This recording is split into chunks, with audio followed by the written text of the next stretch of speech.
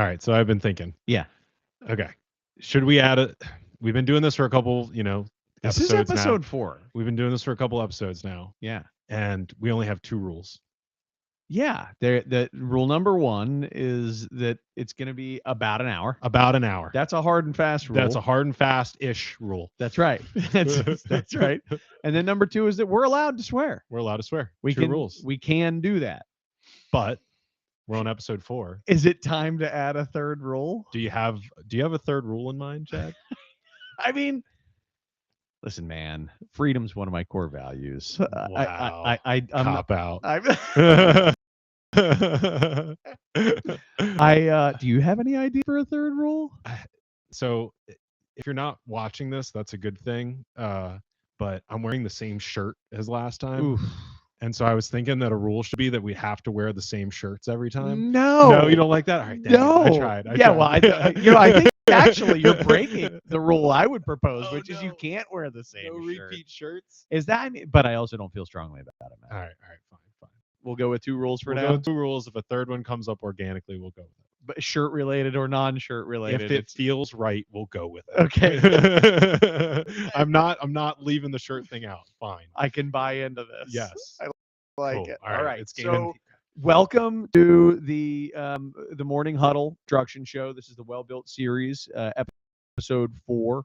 And I'm Chad Prinky and I'm Matt Verderamo. We are a couple of guys Just a couple of dudes. Just a couple of dudes that love working with construction companies and helping construction companies to be their very best. And one of the things that we really thought would be a great thing to do, and so far the feedback has not sucked, is to get together periodically and just really talk about stuff that we're passionate about, the stuff that we see and hear and think about a lot, and kind of do this long form, an hour-ish kind of program, that is a variation from the normal Morning Huddle show, which is short form interviews, and into Matt and I really just delving into some topics very deeply. There are 4 different elements. The first element is complete. We've checked in. Wait, no, we haven't really checked. We still got to check in. We got to check in. Yeah. The second thing that we do is we get into a topic where we're just educating a little bit, talking about stuff that we've been learning about, stuff that we've either just been learning about or been learning about our whole lives or whatever, right? Anywhere in between, and we'll talk about that. And today that topic is, why do employees leave for money, and why do they leave and why do they stay? Yep.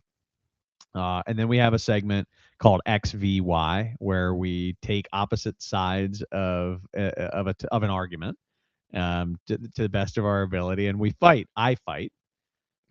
I listen really well and have good intentions. You want to win. You're making me want to win more and more each week. That's the goal. Which is is that the goal? I mean, until you're actually a threat. Yeah. I'm joking. And then the fourth thing we do is we talk about the books that we're reading. Yes.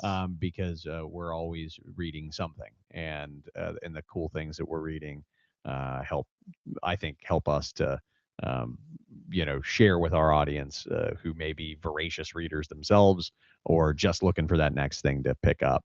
And have some direction on that. And by the way, not everything that we're reading is awesome. Yeah. So there's that. Totally. Yeah. And it'll probably tell you a story about why we're talking about whatever we're talking about at a certain time, because we're reading something that's totally got it hot on our minds. Totally. So let's check in, man. How you been? I am doing great. I'm glad to hear that. Yeah. Been such a stinking fun couple of weeks. We went up to New York to see a new client last week. You and I taking the train. That was a great day. I was down in Alabama with a new client, do some strategic planning and, retreat session and some sales and BD planning and strategy. And it is just so darn fun. And I feel like we're so lucky that we just get to deal with such good people all the time in the industry, forward-thinking people that just want to do right by the industry and then make some money along the way because they're doing the right stuff. Totally, man. It's actually I write about it in the book where there are. I think two types of, if you take a pie of 100% of contractors, in the book I use a pyramid, you'll understand why. But if you looked at 100% of contractors, you can draw a line right down the middle, or even a little larger, and just say, here's a group of contractors that actually aren't trying to get better. They don't really care about running a good company. Totally. They're just trying to make a living. They're eking it out, and which we can appreciate. Totally, man. Like, it's not everybody's got to have a vision to build a thing, but they can't be surprised with the problems that they experience when they have that company, right? Oh, we can't get paid. Yeah, I got it. What have you tried to fix that? Right. And all these different types of things that, so I think that really is a large group of people. And by the way, that can change, right? They can wake up one morning and be like, damn it, I'm done with this. Yeah. I'm gonna get up off my ass and do something. So that happens. I think to a lot of them for periods of time. It's just whether or not they sustain that. Yeah. And then there's the other side that are really trying to get better. And the other side that's really trying to get better is the only side we get to work with. Yep. And so we only have awesome customers. Well said. Right? Well said. No, well said. You're right. They're all, it's like having a trainer in the gym. We can tell you all the lifts to do and the food to eat and everything. If you don't want to lift and eat well, then there's nothing we can do for you, because you're going to dig in your heels and not lift. So you're not going to get stronger. Yeah, we only work with motivated people, and nobody's been forced to be there. Now, I can't say that for every individual we work with. Right. The companies are awesome. They're willing participants. There are some individuals who are hostages in the process, right? Who are, but when you're doing all this kind of fun work, and you're particularly as you get to know, you're getting acquainted with new businesses. If you love business and you love construction, it's just like a kid in a candy store. It's the coolest feeling. Random question outside of checking in, but I think it gets us both excited. Like, even outside of like social media, like, how many people do you think we're impacting or touching on a yearly basis? Just with the client work that we do. Just with client work. Having nothing to do with social media. Nothing to do with social media. Because that stuff, I mean, I hope so many. I think we probably, so let's go through it this way. Let's say our average client has about 150 employees. Let's say we're working with 50 companies at any given moment, and that's today. As we're next year it's 100, the next year it's 200, whatever. Because we also have ambitious growth goals, by the way. We do. We're very ambitious. But you're probably way better at math than I am. But I would say let's say we're impacting, at least directly impacting 50% of those employees, right? So 750 times 5 is I feel like Howard Stern. Can I walk you through the math? I have rule number 3. Oh God, we don't do complex math in our head. Yeah. We don't do. Okay, so we're gonna give you an about times 5 is before. Okay. Still, it's a good rule, and I'll go with the rule. But in this particular case, I think without a calculator, I can tell you it is 750. 750, Matt. On the low end of what I think we impact if you're working with, and these are people that like know us. Yeah. We may know their first name. Yeah. Some of them don't thank us. And and I'll be direct with you, man. Like, I've been doing this for a long time. I've been doing this for 16 years. I've had some people come up and be like, things were better before you were here, goddammit, type of thing. And those interactions, they're hard for me, because I put everything I have into the work, but I have to, it's two thoughts go on in my mind at the same time. After I have like the first reaction, which is like, oh my God, I'm terrible. The second reaction, oh, these guys are just effing assholes, right? Right. And then my third reaction, which is the better, healthier one, is like, there's probably something for me to learn inside that. And I think on balance, things are better than not. You're going to pay a little bit of a tax for the guy that didn't get selected for that promotion, for the for the person who had that we forced into a really difficult conversation with their boss because their boss was unhappy with them. That, you Totally. know, usually massive progress and really good things happen as a result of those conversations, but every now and again you get the person who, you know, resent you for it. And yeah, like I'm not capable of that not hurting. Yeah. Yeah. But you know what I mean? Like, No, I can appreciate that, and it's really interesting because that it's a similar. I think you know me by now, but yeah, it's a similar kind of thought process. But yeah, but when I think about the fact that we get to impact hundreds, if not thousands, Yeah. without social media, just to direct clients every year, I mean, geez, that just it gets me so excited. You know, Same. it just makes me really happy. So I am doing good. Thank you for asking. And may I ask, how are you doing, Chad Prinky? I am so good. Very I'm very excited for the final, like the actual launch of Well Built that is Yes. happening as we're recording. And it's like it's on. And so the I can't even express the amount of um I don't know what the right even word is, Matt. Like I've been very I think I might actually know what the term humbled means. I've always thought it was kind of bullshit, the term humbled. You know, oh, I was humbled by winning the Super Bowl, or I was humbled Right. by. I'm like, shut up. You weren't Yeah. humbled. You were like winning the Super Bowl. That's the least. That's the time that you shouldn't be humble. But I actually, you know, I was at a get together with family and friends, and all these people who I've known for years are like, oh my god, man, that's incredible. Yeah, blah blah blah blah blah. And I was just so embarrassed. And Wow. maybe that's what humbled means. Like I'm just like, no, I don't. It's not. I'm not that. Trust me, Right. it's Wow. not that good. Right. You You'd know, hate it. Yeah. Right. totally. Right. A I buddy hate of mine. myself for writing I got it. a buddy of mine who sent me a picture. Like, you're right. He's like, I bought the book, and he's like, it better not suck. I'm like, it probably does. Yeah. I don't know. Ha ha ha. We're all joking. This is funny. Maybe it does. Yeah. I don't know. Yeah. Maybe Yeah. this book could suck. Yeah. And then, you know, it's coming out that it actually doesn't suck, which is Yeah. really weird. Yeah. Because it was so Yeah. strange, Matt. Like in my mind, I've been totally preparing for people to be like, well, for a first book, it was average at best, you know? Yeah. And you know, but no, the feedback has just been awesome. So I've got such neat stuff going on that front. So yeah, and I have such a supportive family, you know, and in this overall feeling like, you know, that my wife and kids kind of think I'm cool, Yeah. which is Wow. You finally did it. I made it for this week. Yeah. Yeah. For this What week. have you done for me lately? The oldest is Dad? 12. Yeah. In 1 year, I'm a loser. That's Yeah. what I hear. Yeah. That's what I Yeah. if I Yeah. and if I remember correctly, that's about right. That math holds. Yeah. Right. Well, yeah, we'll have to save your childhood stories for a different time, but that's a different is podcast. Yeah. Totally a different. Yeah. I've got several. You were a goodies. troublemaker. I was a big troublemaker. Yeah, man. Well, it sounds like there's a lot of gratitude wrapped up in that. There is Humility. Yeah, that's what it is. That's that feeling of just like I don't deserve all the praise. Yeah. And uh but I really it feels very nice. It's a very nice feeling. Well, Even the embarrassment is nice, you know.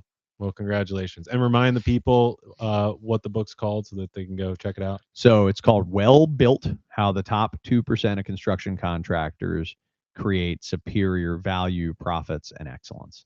And it is really my attempt to bring some language and structure to the things that I watch the top performing contractors that I've ever had the ability to be around, and I really have had the ability to be around some incredible construction companies. I mean, that the top names in their spaces in a lot of trades, and as general contractors, you know, several of the top 25 general contractors up close and personal, and seeing how they work. And not and that's just on size alone, right? Like we could talk about, you know, all these mid-sized contractors that are making just doing amazing profits, and you know, like, you know, being crazy generous, and you know, all those types of things. It's my attempt to bring order and language to what they do, and it really is in a book form what we are all about helping companies to do. But just understand, like, it's not a book full of my ideas as much as it's a book full of my attempt to order what is out there happening. It's not like this is what Well Built says you should do. It's like this is what the top 2% of contractors are doing.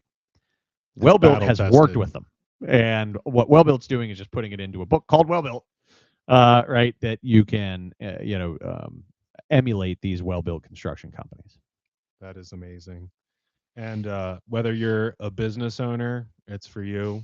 If you're a high potential employee, it's for you. If you're running a department, it's for you. And you can get it on Amazon. Just search the name, and I highly recommend it. And I'm not just saying that because I get paid by the man who wrote it. It's a very, very good book, and it's gonna be a part of our drive to help change the industry for the better. And Yeah, it's gonna be central to that. So even if nobody buys it, it's guiding and they already have. It's already like a #1 new release, and it's pretty crazy. But even if no more people buy it, even though so many people, way more people than I thought would have bought it, and only 30 of those books are mine, by the way. I've bought 30 of the 1,000 or so books that we've sold, right? And the book isn't even out at the time of this, which is amazing. You sell 1,000 books before it comes out. It's a pretty neat feeling. Yeah. Which, by the way, is something like if Stephen King would be like, jumping off a cliff, like, oh no, 1,000 books. Because it's not about selling a bunch of books, it's about reaching as many people in the construction industry. And I would say 1,000 construction brains. Yeah. That's awesome. Yeah. With the exception of like my mom and dad. Yeah. And my buddy Brian. Yeah. Right. They get a signed copy, because they're just, they bought it. They bought it. They bought it because they want to support the kid. Yeah. Exactly. Exactly. Anyway, man. Yeah. I think Stephen King's mom doesn't buy his books, Jack. I hope Stephen King's mom is still around. If she is, she's a trooper. Oh, well, good.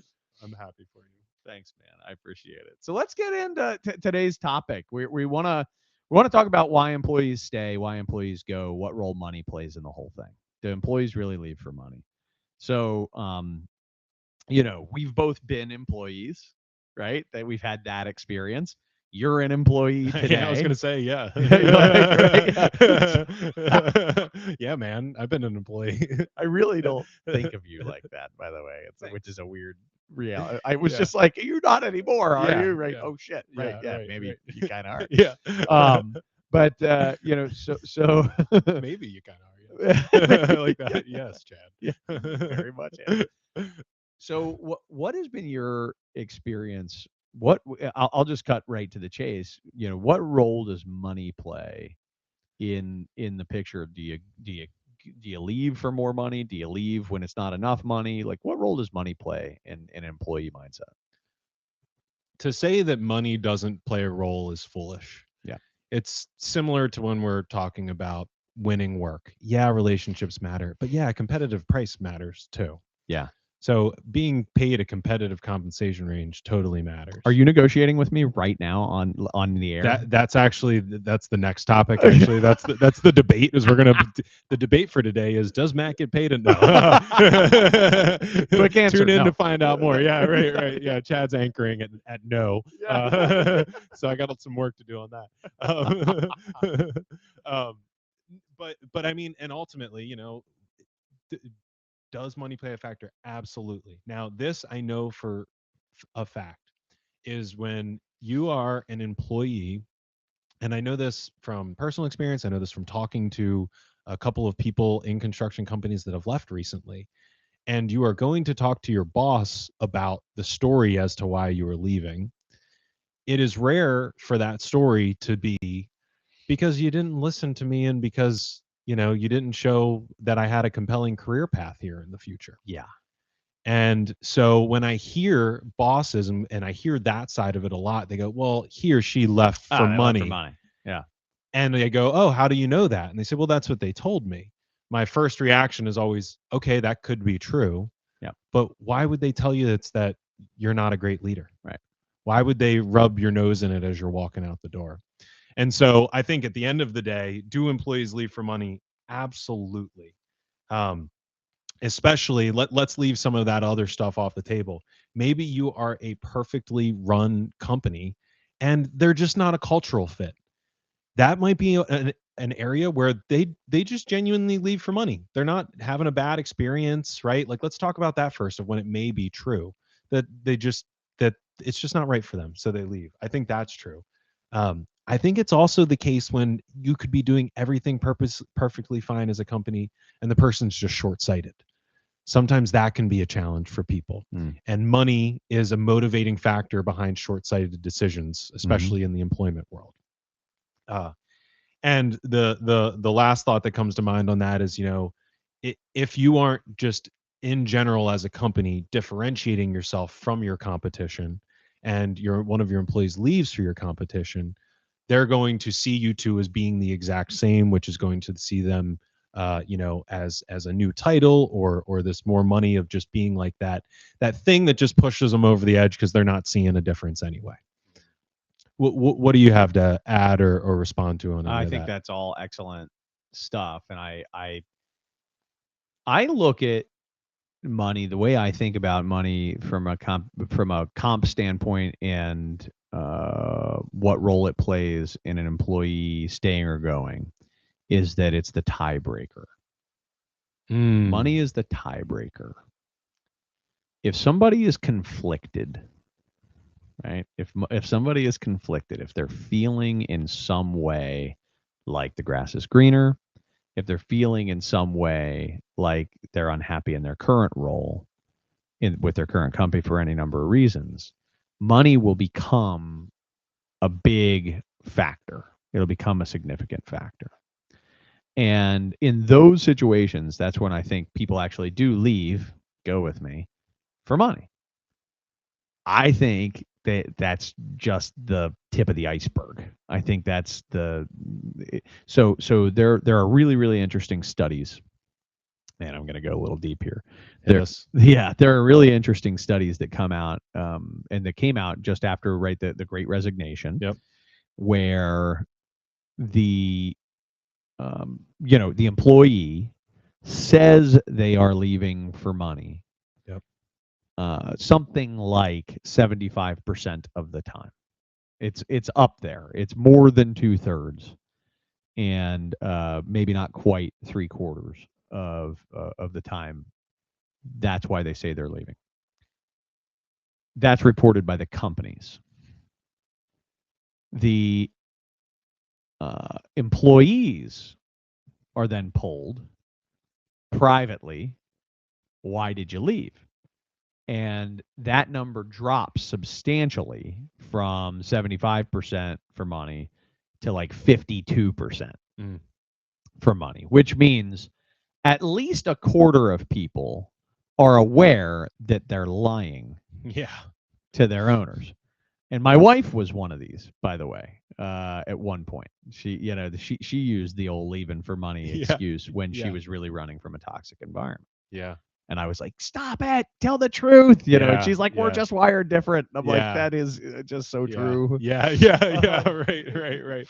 This is a good representation of that fact. this is, yeah, evidence.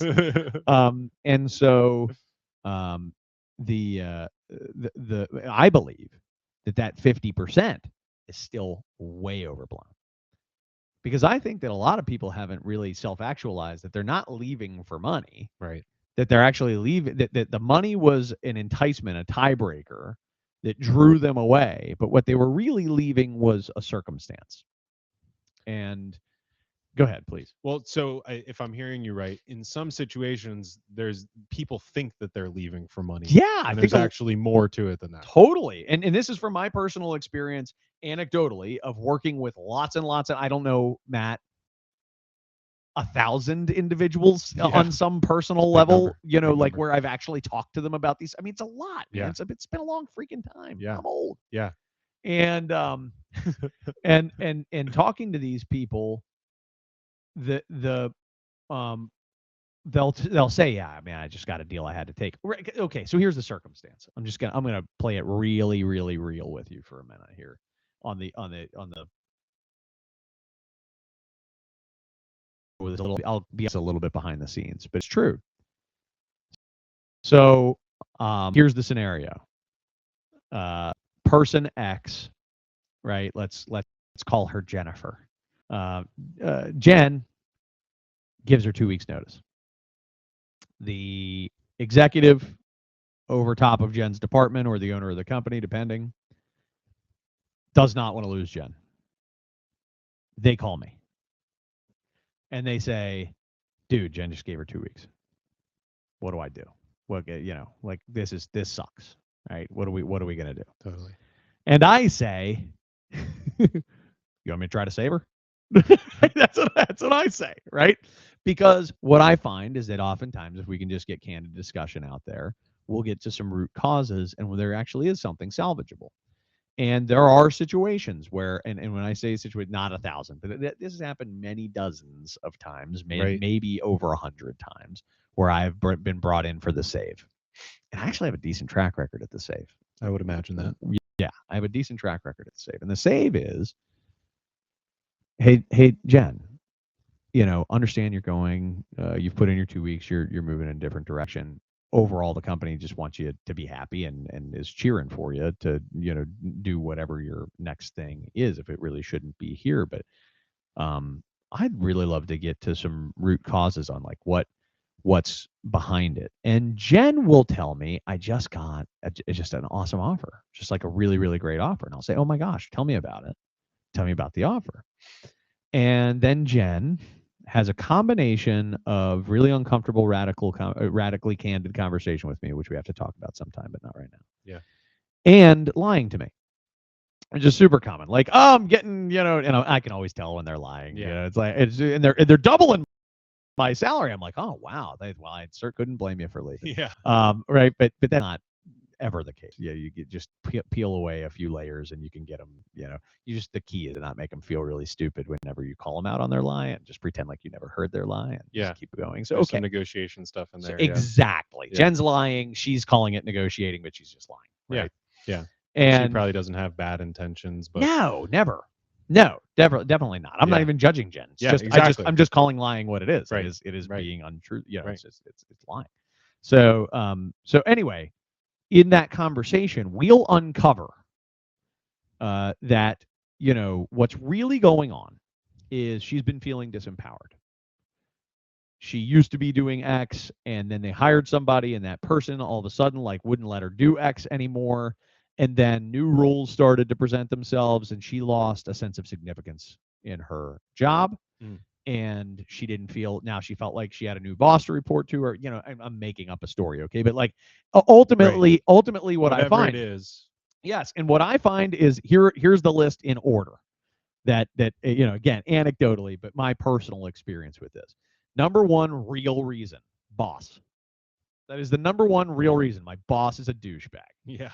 Right? Yeah. They are in some way, shape, or form uncool. Yeah. They're making my life less awesome. Right. And this is really hard for growing construction companies, right? Growing contractors have to be able to entrust people that aren't them to lead people. And so it's, so I'm the owner. I used to be everybody's boss, and now I have a layer, and other people are other people's boss. And now there's another layer underneath them, and there are more bosses. And if you're not awesome at creating great bosses, you're going to have a lot of people quit, tell you it's because of money. Even themselves think it's because of money. But the truth is they have a shitty boss. And how many times in one of our boot camps or leadership development programs have we heard from construction managers and leaders that it's the first time they've ever gotten any kind of formal management or leadership training? Totally. And by the way, and I mean this really, training isn't the be all end all either, man. Like training is just, it's one little environment. There's so much that don't convince yourself that I just need to send my manager to training and everything's going to be okay. No, it's not. Yeah. They have to have the right DNA. If you really want to know whether you should send somebody to training, send them over to us. We will meet with them and interview, and it'll just be super awkward when they're like, so why did I meet with the Well Built guys? Oh, no reason. Yeah, right. Right? Because you'll ask us and be like, should I invest in this person? We'll be like, no. Yeah. Don't invest in this person. Replace this person. Get this person. Because there are people that aren't cut out for it. Yeah. maybe ever, but certainly at certain phases in their lives. And certain phases of the business, depending on what the business needs and the kind of person you need in that Totally. position at that moment. Totally. So that's the Yeah. number one reason. Number one reason people really leave is they have a crappy boss. They and they that creates just negative vibes. You ever worked? I'm not asking you. I'm asking our audience, right? Have you ever worked for somebody that you didn't respect? Have you ever worked for somebody that you did not think upheld a standard that you would hold yourself to, right? Did you ever work for somebody that doesn't know about what you do, what you know about what you do, and they're in charge of telling you what to do with it? Right. All of these are things that suck. And it's Totally. not always the boss's fault, right? As you already pointed out, it's oftentimes the company's fault. They're not preparing these people. Right. Right. But also put yourself in the owner's shoes, man. The company's just growing fast. They're trying to keep up with everything, and people get promoted, and they're like, I got to, and you have to get comfortable with breaking some eggs. That's real. Yeah. You have to be like, not everybody's going to have a perfect experience, but yeah, you got to try. Well, and that's it. There's so much more we can talk about with, but that's why the conversation is so important. This honest, radical, candid conversation is so important because crap is going to come up. Can you talk about it? Yeah. And I think number one with a bad boss, you can't talk about it. That's one of the things with a bad boss that you can't do. Yes. Yep. So number two reason is they have aspirations that aren't being met. They don't feel like they're on a growth path. They don't feel like they have the right to perform some role that they really want to perform. I mean, I've heard a lot of times, there's somebody above me and that person would have to die, right? Kind of thing for me to end up getting a promotion into that role. So I'll never get there, type of thing. Totally.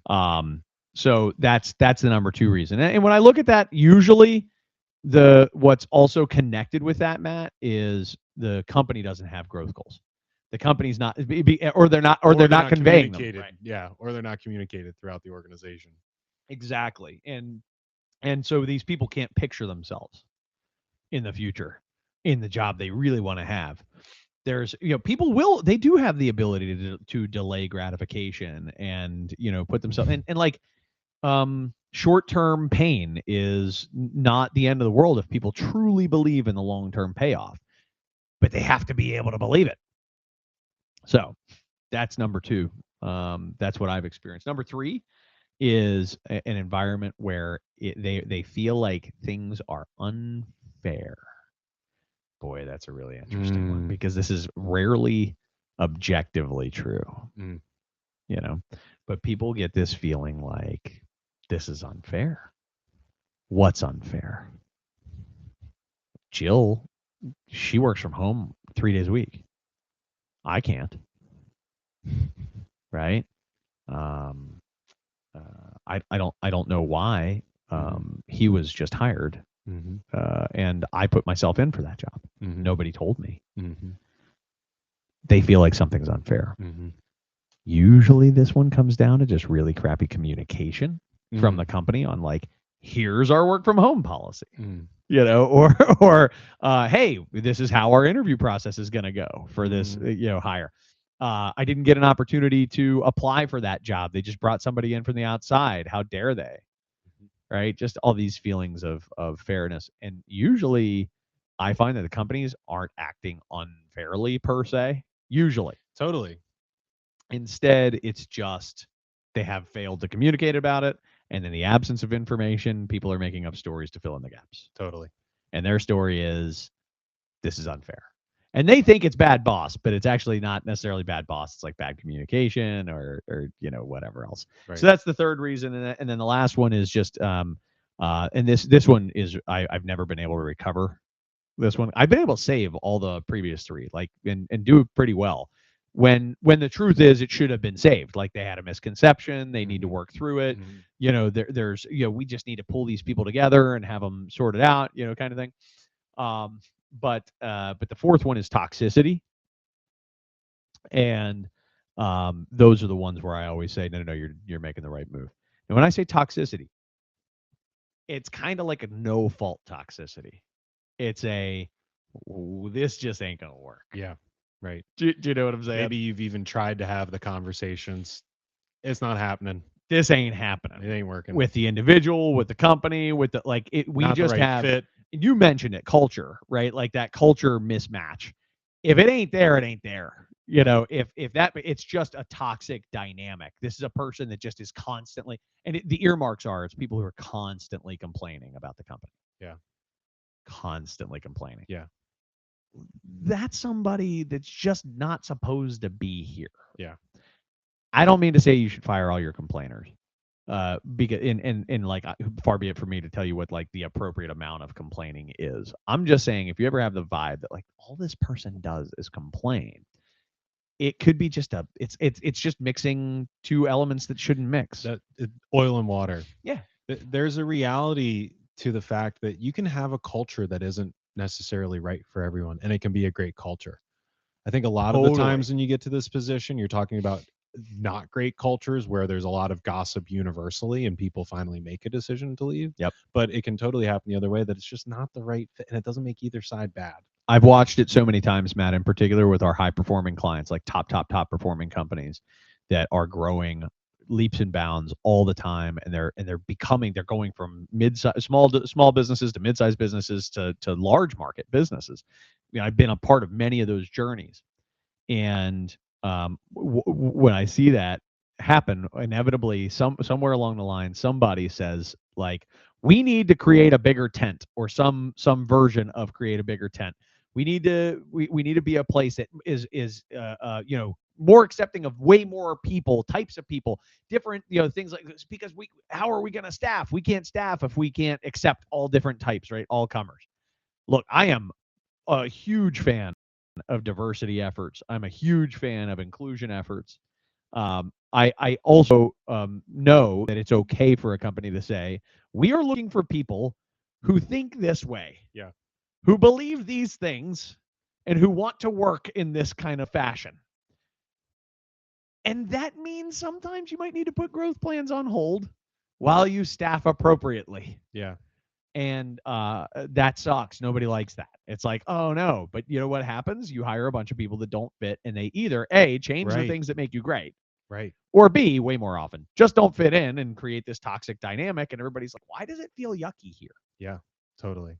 I think that you don't have to be apologetic for who you are as a culture, but you do need to be self-aware of who you are. Totally. Makes you more accepting, allows you to have more of those diverse thoughts. Mm-hmm. It also allows you to understand why you might be treating people a certain way, whatever.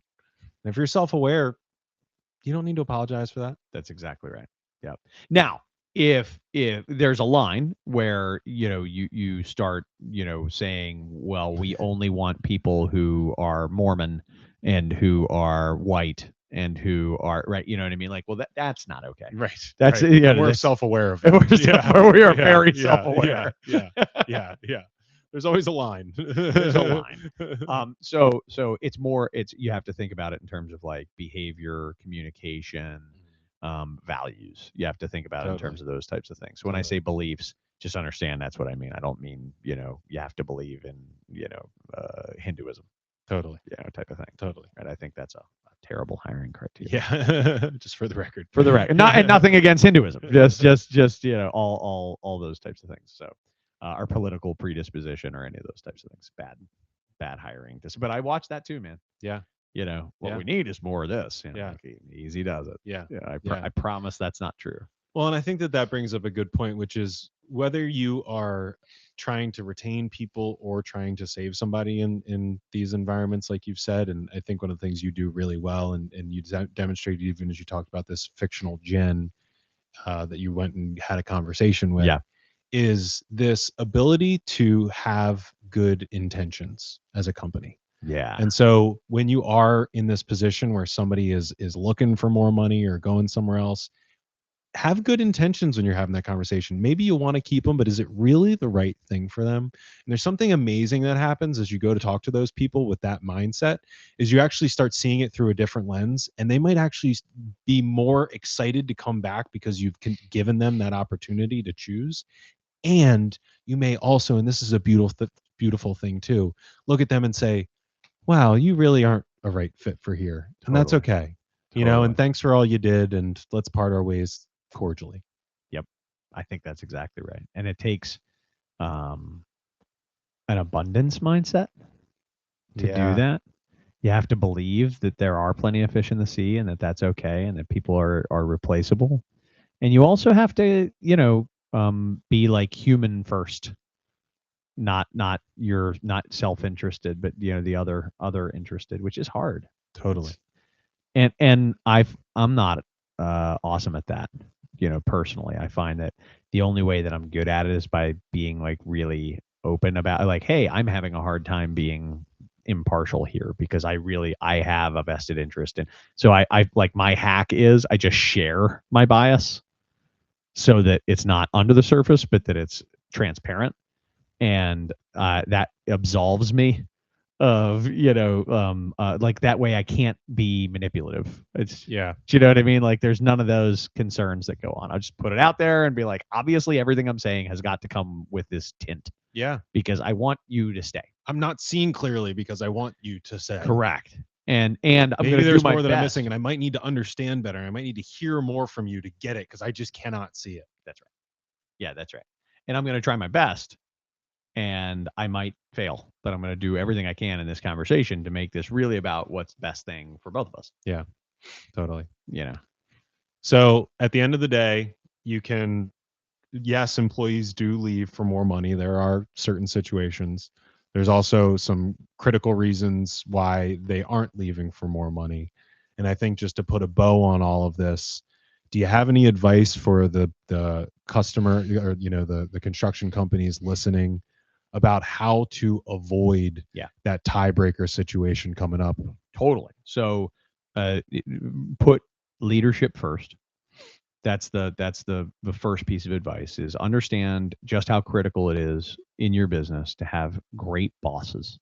It's just so freaking important. It can't be overstated.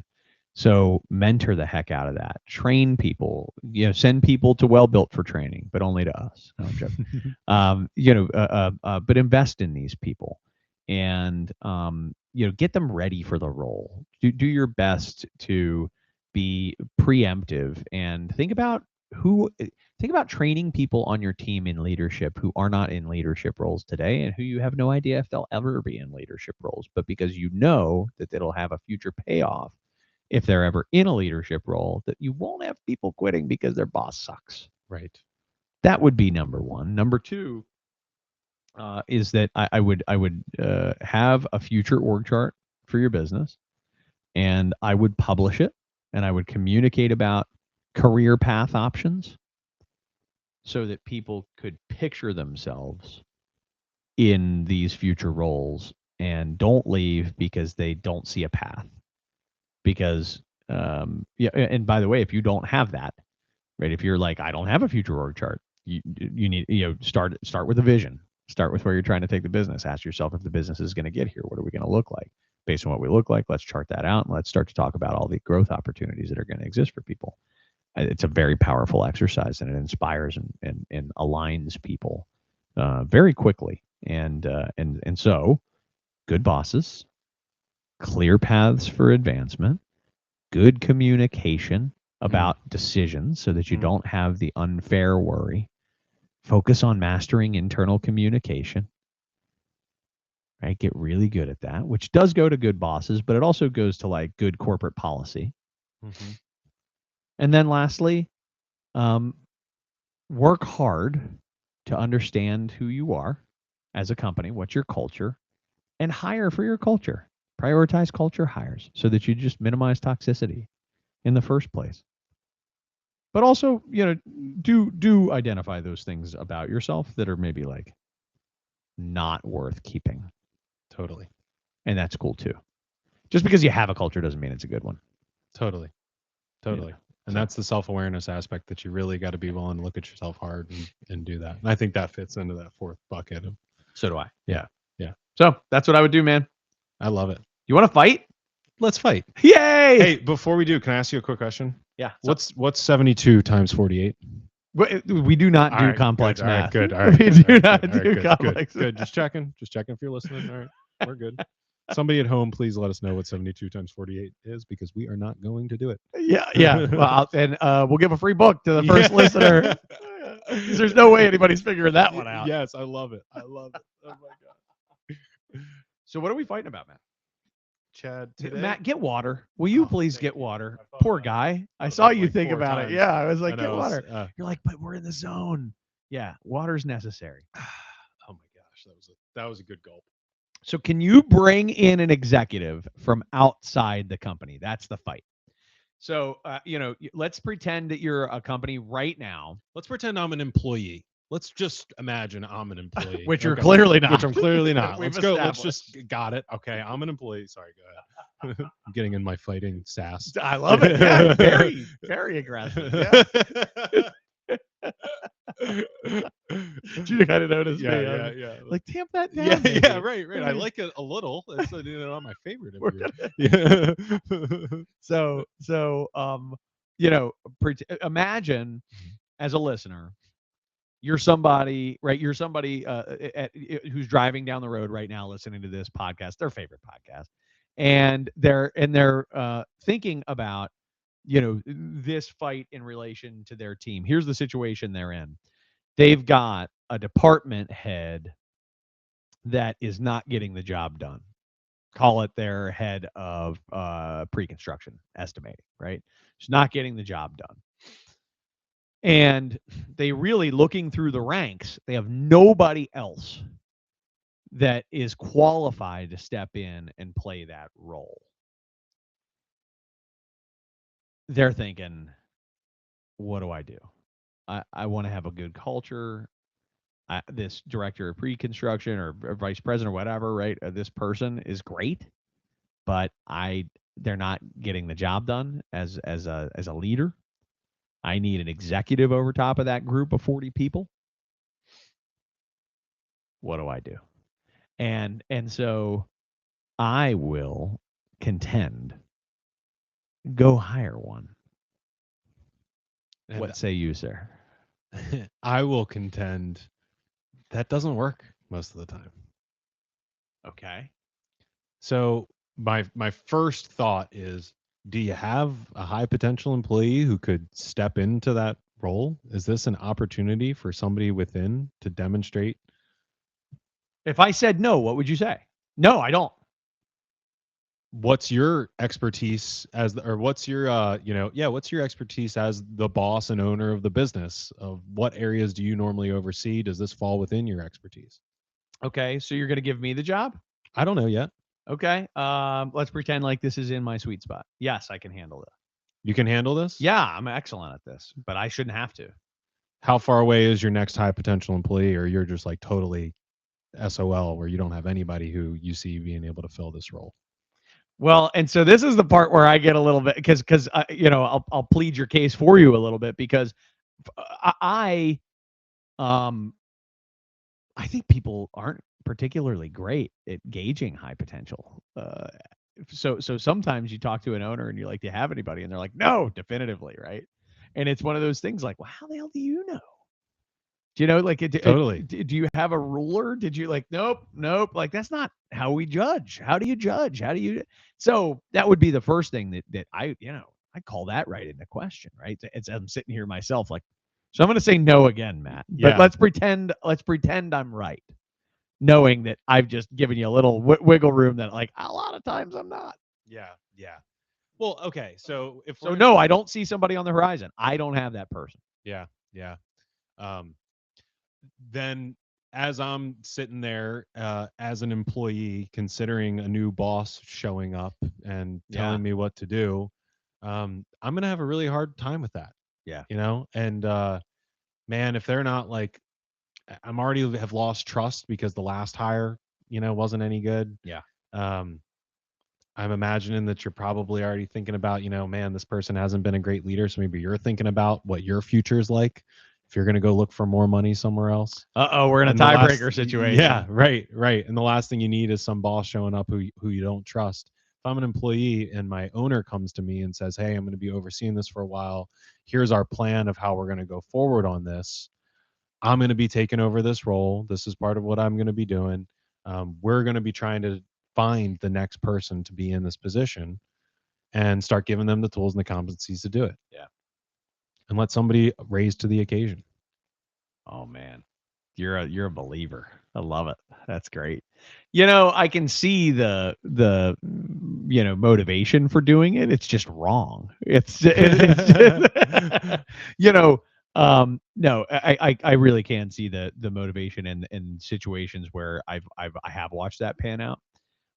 And I don't disagree that bringing somebody in from the outside is a high percentage failure situation. There's no story there of how that person got there. Yeah, and it can definitely erode your existing team who looks at the situation and says, why wasn't I selected? Now I got to report to somebody else. This is going to be, more pain for me. And it is true that times of flux are very high risk for losing people. So now not only may this new hire that you're bringing in suck, they also may blow out a few of your best employees, which would really suck. That's like the downside. But man, I'm sucking at arguing right now.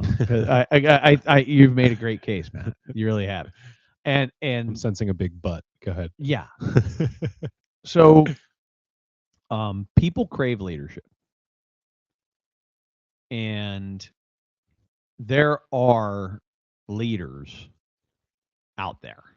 There are people who are cut out to do that job. And when you bring one in, man, and they land, and I'm not talking about authority, though that's a piece of it, right? I'm talking about all the things that we think about when we think about awesome leaders. When they land, the team falls right in. The team is like, wow, we finally got it, right? And what I found is that the people who leave are the toxic people. They're the ones who are like the people who roll out in that situation are the ones that should roll out in that situation. They're just not going to go where the company is going next. They may have been the right people at that time. They're not the right people in the new time. And I've watched that thing play out so many times. So for fear, Matt, for your fear of spooking your team and making people feel bad, you're going to suffer through years of terrible shit. Where if you just brought in somebody who's got it, they're going to fix the situation tomorrow, and you as the owner can go back to doing the things that you really need to be doing for the business. So that is, I mean, it totally makes sense. I mean, it's hard to argue against having somebody come in and do that. But do they have to be an executive when they get there? Do they have to be vice president level? It's a great question. It's sometimes so okay. Sometimes the answer is to get the right guy or gal. Yes, right. Sometimes to get the right human in that spot, the answer is going to be yes, because they're currently at an executive level and they're not going to take a step back to come over to your company. They have their own career interests in mind, right? So you have to be careful about that type of thing too. But I like where you're going. I like where you're going. In general, I do think that there's maybe describe what you're picturing. So meet me halfway. What are you thinking? Let's say it's a project management department, and the previous director of project management really wasn't doing much oversight. It was more title than anything. They were really just another project manager more than anything. Yeah. And that was why they were so poor as leaders. They weren't spending time with their people. And you have this opportunity to hire someone who is a senior project manager at an adjacent similar company, or maybe different, however. Or how about a VP of project management? I've got an opportunity to hire a VP of project management. Well, I think again, so the person from that other company is VP. So then it honestly, it comes down to perception, and I'm going to say selling the deal to them, right? That's packaging. Really what it, exactly, is this a true step up for them to go to your company versus the last one? Yeah. And if it is, then saying, hey, you got to earn it for a little while first. Yep. As a senior project manager, we're going to put as one of your key responsibility areas overseeing the project managers, or at least how would you, contributing to the growth and development of the project managers. Right. Maybe it's not the full responsibility for it, but you get some opportunity to step up in meetings and to start leading some agendas, all of that stuff where you're filling in the gaps. Either way, you're trying to wade into it, and the team starts to say, okay, this person's building up their credibility. Yeah, I get you. I do. I really do get you. But I'll stand by my previous comment that if you have the right person, if you have somebody who is truly a leader in every sense, Yeah. they're gonna kill it. It's gonna be great. Yeah. And you can stop. I've had this conversation before where people are like, well, I can't hire that from outside. And I'm like, tell me what you imagine happening. And they're like, people are going to revolt. They're going to do this. They're going to I'm going to have all these people. I'm going to feel bad. All the stuff that they sort of talk about doing. And I'm like, okay, all of this is it's presuming that the person you bring in can't handle that shit. Right? Totally. If you're bringing in the right person, they can handle that.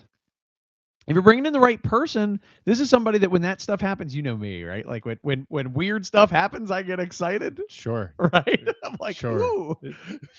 That's true. It's very true. Time and time again. There's a big argument going on. I'm like, where?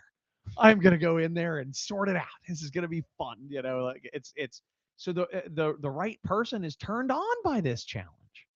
Well, then you better get that person quickly integrated with whoever the most trusted or couple of trusted people are in that department, because I can promise you, and you know this, none of this is news to you, but if that leader has been such a poor leader for all that time, the one that you're letting go and moving out of that role, they haven't been communicating the clear and compelling future. Totally. They haven't been making that person feel comfortable, seen, and heard. And even if you bring in that executive and they're the best person ever and they're totally fit for that role, if they don't have the context around what's been going on in the department for however long, you risk those people still leaving, even with a great manager that you bring in, because they just don't get the story. Yep. And Matt, I do want to stress before we move off of this topic altogether, it is just the validity in the belief that it is better to grow your own. It is. It is so much better to grow your own. That is a way, way, way better long-term strategy for your business. So like if I could take a step back and I set the terms of the argument by picking a person that said, I have the current problem in a department, right? Yeah. But there's really a longer range game where your approach is 1000% the better approach. Is I don't have an immediate problem. I don't have a problem today. I'm trying to prevent future problems. I'm going to identify all my high potential people, and I'm going to start working on all of these talented individuals so that they're ready to step into leadership roles, and I don't have that problem. And if you're listening to this right now, please, for the love of God, do that. Because even in the scenario that we're currently talking about, this should be a realization that snaps you into saying, I better get something like this in action now. Right. Or I'm going to have this problem again. Because people have predetermined beliefs about what it would be like to bring somebody in, even if they are the right person. No, and when I prefaced it by saying it is a high likely failure, right? It fails a lot of the time. Yeah. It usually fails because people actually awesome leaders are pretty gainfully employed. Yeah, they're pretty tough to find. They're not looking for they're usually good. Yeah. Sometimes they are. Yeah. I don't mean to say that it's impossible and even but you get my point. Right? I do. So. Yeah. Well, and since you got to hedge, I'll hedge too. Yeah. If you got to hire somebody and you're the owner and it's not the right position for you to be in and you got other growth goals and responsibilities you got to be paying attention to, then yeah, you probably got to hire that person. Yeah. But gosh darn it, you as the owner also better go talk to all those people, get an understanding of what's been going on, where they're feeling a deficit, and making sure that come to Jesus is happening with the new person too. That's right. I agree. Nice term. Come to Jesus. I really want to picture. I really want to picture what a come to Jesus, like what was the first come to Jesus? Was it actually Jesus being like, come on over, pal? Was that what it was? Oh my gosh. Pass. Maybe XVY. Is this a new rule? No, we are not making rules about religion. Yeah, that's a rule good number idea. 4. Yes, we're not making rules about religion. No, oh my god, we're not gonna have Okay. Okay, what are you reading, bud? All right. Man, what a transition. I am reading Getting Things Done by David Allen. David Allen, which is a book about productivity and So and the art of stress-free it's productivity. iconic. It is an iconic book. There's an entire world of GTDers out there who are Yes. obsessed with this. Yes. I actually almost hired a GTD coach like 10 years ago, and I didn't have the cash. Wow. Did you really? Yeah, it was like $11,000 for the day to have this person come, and Wow. I was like, would you take 8? Wow. Yeah, I was. In the end, there was no. Yeah. Yeah. Wow. Good But I for, was like, good for this him. is what I Yeah. have. Yeah. Yeah. Yeah. Yeah. Wow. Well, fantastic book. All about, so far, what I've taken away from it is two things primarily. One, I had learned about Inbox Zero, but never from the man himself, kind of through the grapevine. Yeah. But the idea of skillfully keeping your inbox clean, Yeah. and utilizing a 2-minute rule of if things will take 2 minutes or less to do it then, and otherwise adding it to a tracking system. The second thing that has really been just like transformative for me is this concept of productivity and tracking as it has to do with stress. And Yeah, primarily mind like water. the idea, exactly, mind like water, which the idea that when you are home at 7 o'clock at night and that nagging thing pops into your brain that you need to do tomorrow, it is going to keep living there Yeah, until you do that thing. it's destructive. And you'll wake up and you'll think about it, and in the morning you'll think, oh, had to do that thing. What was that thing? Gosh darn it, I can't believe I can't remember that thing. And you're doing with this with stuff all the time. That was all too real, by the way. I could see it in his eyes. I forget stuff if I I don't was write so it down sad. so fast. Oh my gosh. I asked my wife like 6 times in the last 7 days the name of our dentist. It's crazy. I couldn't remember. I finally wrote it down today. I got it. But anyway, and basically the point being that when that stuff comes up, if you don't have a system for effectively putting that task, to-do list, action into that system, then it will continue to just wreak havoc on your brain. Yes. So have a system, have a way that you process that system, and you'll be a lot less stressed and you'll be a lot more effective. Yeah, I think that is a beautiful realization, and so I'll share with you that my only inbox really is my email. So I reduce everything down to email, and unfortunately, voicemail is not likely to be processed by me, which is literally even something that I say in my voicemail message, like, "Hey man, don't do this." Don't do this. I'm like, please, you're killing me, dude. I kind of want to leave you a voicemail. Yeah, Yeah. Enjoy. Yeah, you're not going to listen I'll to never it. freaking hear it. Yeah. Somebody, Okay, that gives me some other ideas no, too. I All do, right. I do got get some to shit them, but I say. just No, don't. I do get to them, but I don't get to them daily. But anyway, and it is very frequent that, like, as I'm laying in bed, just before I go to sleep, I'm like, a thing, right? And where I used to like be like, shh, you just have to go to sleep. I roll over, I pound out the note to myself, just the thought that'll remind me. I send myself an email, and I'm like, right, Yeah. like a baby. And I used to lay there and be like, go to sleep. You'll be okay. Go to sleep. Yeah. Fight And it. Yeah. just that realization that, like, your brain doesn't trust you. Yeah. Your brain needs to know that there's a system Yeah. that you're putting this in. You can't just be like, I'll remember. Your brain's like, Yeah. no, you won't. Yeah. I'm gonna keep this on your mind. Yeah. You're gonna be a mess. Relentlessly. Yeah. Watch this. I just took my kids to go see Inside Out 2. Ooh, how was it? It was so great. And one of the characters is Anxiety. Yes. And that's the new character for it this one. cracked. Well, there's several new characters. Oh, really? Embarrassment's the best. Enjoy. Wow. Yeah, Cool. it's all really funny. Cool. Anyway, but it reminded me, of that little part of my brain that is trying to help me but hurting me. Yeah, totally. That's anxiety. Totally. Right. Oh, that's great. Yeah. That's All right. great. What are you reading, Chad? I am reading. It's a book called The Demon of Unrest. Okay. I had to look at the note because I can tell you what it's about, but it's a book called The Demon of Unrest. Okay. It is. It's by Eric Larson. He so I love, one of my favorite books is Devil in the White City. Yeah. It's so good. And if you're looking for, like, if this is a recommendation moment, read that book, not the one I'm reading now. Not that the one I'm reading now isn't good.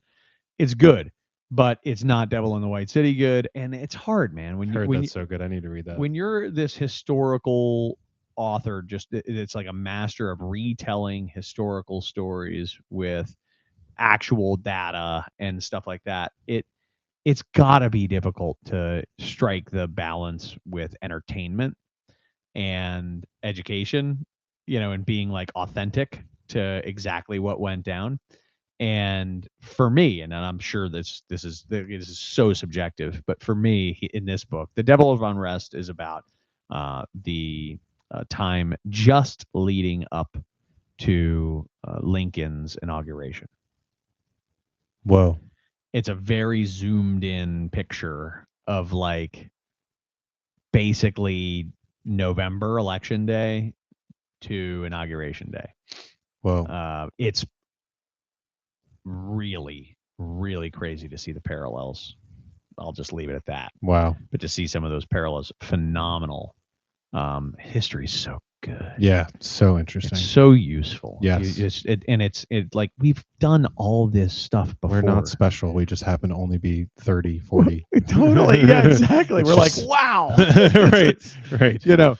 We've done everything before. Humankind has done everything before. All the idiot, stupid things. There are stories that if we just learn, we'll be like, we're about to do that thing. Don't do that thing. Yeah. And it's just one of but those Chad, this time moments. it's different. So different, Matt. Like way different. Yeah. No, it's the same freaking thing. We're all just humans, and we're stuck in this pattern, right? And so anyway, great story. A lot of detail. Got it. I think because he's narrowed in on such a tight time period, Yeah. he's like, and Johnson walked in wearing his, customary watch with his blah blah blah, and you're like, Yeah. what it's we're talking about watches now. Like, what happened? What happened in the meeting? And so anyway, that's my personal view, but he is a very rich storyteller, and it is brilliant. But I'm mixing in one of my pleasure books. Love that right now. So yeah, love that. Yep, it's time for a pleasure book. Good to have some balance. Yeah, well, I'm about to go on vacation. Yeah, that's right. So I need a good pleasure book. Nice. So, and this one's like, plenty long. It'll occupy my time in the evenings as I wind down perfectly. Good for you. Thank you. Good for you. That's nice. Yeah, that's nice. Good for you, Matt. I think we did it. We did it. We were about an hour. We cussed. I really took some liberties with the swearing rule. Yeah. The whole douchebag thing was surprising, but you know what? Hey, it kind of landed. Yeah, it felt right in the kiss. Yeah. No bosses that are douchebags, but got it. Yeah, and I'm just saying it now to be what's the word? That way we get to both be in this together. Yeah. I'm an accomplice now. I'm an accomplice. That's yes. You've also committed the crime. Yes, exactly. Thank you, everybody, for continuing to join us and help to keep what we're doing relevant. We'd love to hear from you. Anything that you'd like to share that you love, that you're not loving, topics that you wish we would tackle, XVYs that you wish we would have, and for the love of God, buy the book. Just buy the book. No, thank you guys so much. You guys are the best. Talk to you soon.